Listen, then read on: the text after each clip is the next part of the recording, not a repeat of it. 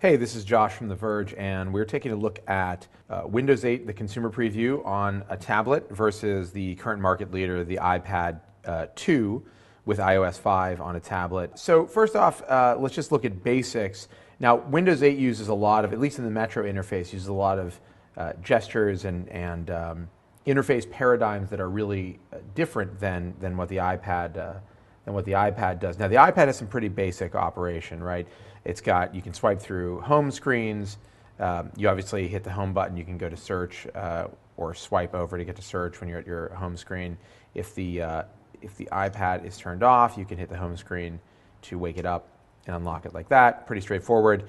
If you jump into an app, for instance, let's say YouTube, looks something like that. Pretty straightforward.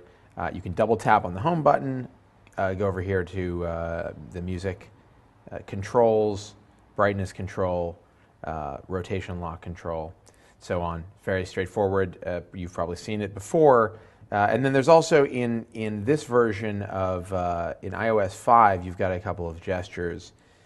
So you've got this four-finger pinch to get back to the home screen. If you're in an app, you can use four-finger swipes to go to previous apps or back to the app previous to the previous app.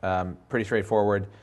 And, that's about it for gestures on the iPad. Of course, you've got Notification Center. That's about it for gestures besides in-app stuff like pinch to zoom and the others. On the other hand, Windows 8 is very gesture heavy for lots of different things. So obviously this is your main home screen. You see all your tiles here and apps. You can pinch on this screen to get an overview of your apps. You can also swipe up and get your app menu here. So this is different this is contextual for each app. So for instance, if we're in Calendar, you get a different app menu there. You can swipe down from the top to close an app. There's the charm menu, which you get from swiping on the right side there. Get these various controls, settings, devices, start, share, search, etc. Just want to show off a little bit of multitasking. You can swipe in apps that you've been using from the left like this, and you can actually place them in the sidebar as we've shown before, like so. And it's pretty handy once you get the hang of it. Go to The Verge. So while we're loading this, that should be loading in the background. And yep, there it is, loaded up, or at least partially loaded up. And it's pretty handy, pretty amazing actually. It's also amazing that nobody has thought of this yet, but it's a little, the implementation's a little tricky, but you get the hang of it.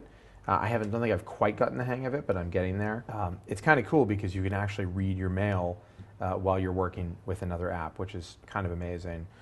So as you can see, it's a very gesture-heavy UI, and you're constantly sort of moving from these different sides of the tablet to get around. Obviously you've got the standard stuff where you can just tap to get into something. The iPad obviously handles multitasking differently. You've got the multitasking bar down here, these gestures here, and of course pinch to get back. Not that intuitive, to be honest with you. I mean, 4 fingers is a lot of fingers to use, and frankly, it's just it's cumbersome to do it. This is a weird gesture. Maybe you get used to it after a while. I never have. I prefer to multitask the old-fashioned way, but fairly straightforward compared to Windows 8. So if you want to add an account in Mail, you open it up and pull up the app menu, go to Accounts, and then there's a Add Account here. You can, obviously there's a couple of options right off the bat, Hotmail, Google, and Exchange. You put in your data, and away you go. It automatically syncs messages. So you can go through messages here. There's no threaded messaging, actually, which is interesting. It's a pretty bare-bones application. You can look at your folders.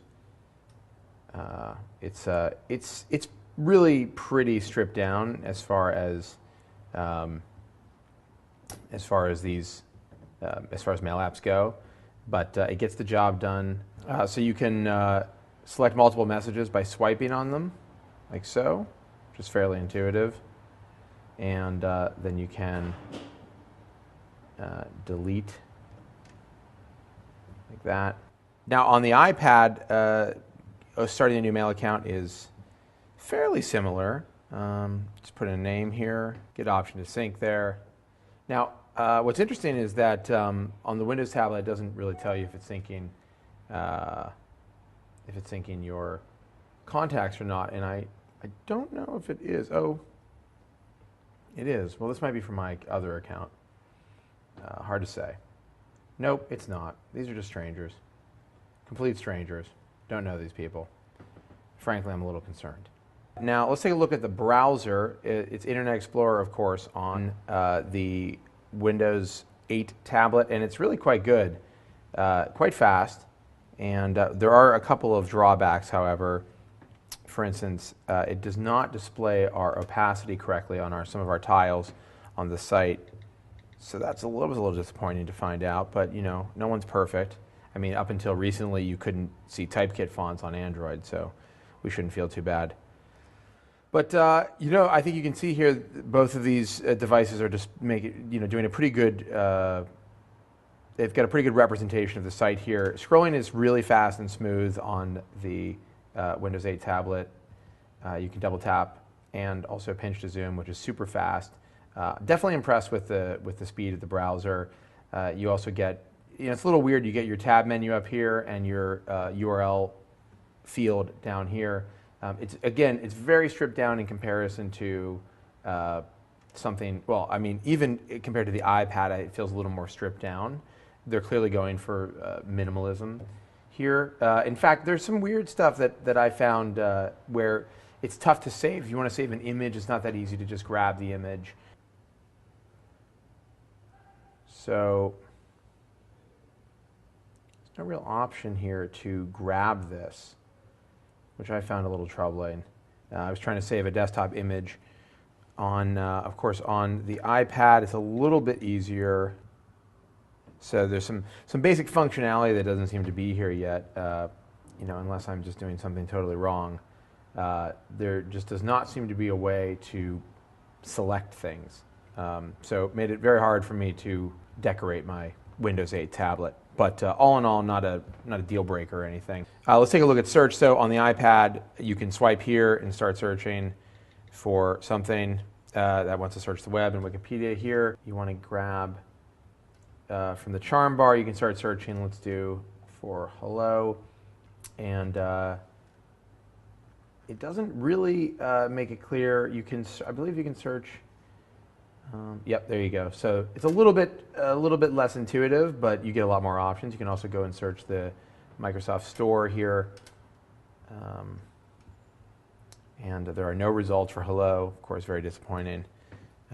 So less options, really. It's kind of annoying. In fact, I've come up against this, that less options for searching on the iPad. I actually prefer the implementation on Windows 8. So this is the calendar. It's pretty straightforward. Actually, pretty good usable interface for looking at your schedule. Got a few different views. You can see here that Thomas Houston was moving today, except instead he was actually working on Windows 8 stuff. But actually really fast, extremely snappy. You want to pinch to zoom, but you can't pinch to zoom. And that is the calendar. By comparison, you've got the calendar here on the iPad, which is frankly a little less intuitive, and but has a lot more leather in it. So I think that's kind of got something going for it. You can go to the day and create an event here, and you can move them around. On Windows 8, so a little more complicated. If you want to quickly change the time of something, you gotta pull one of these guys. So not quite as intuitive. So all in all, very different interfaces. I actually find a lot of stuff in Windows 8 to be more intuitive than what they're doing on the iPad. But the iPad is, of course, much more straightforward, very simplistic, and isn't meant to do double duty as a computer. Now, you kind of forget, but you end up at this screen every once in a while, and this is stuff, I don't even know how this stuff appeared. This is just hanging out in the background. And in all honesty, this is the thing that I want to avoid on a tablet. So I just wish that you could stay in this world instead of having to go back to the desktop environment. I think tablet to tablet, if you just talk about Metro and the iPad, Microsoft is giving Apple some pretty stiff competition. and it'll be interesting to see what kind of form factors, what price points, and what kind of software developers ultimately make for it. But my feeling is that Windows 8 is off to a pretty promising start as a tablet OS.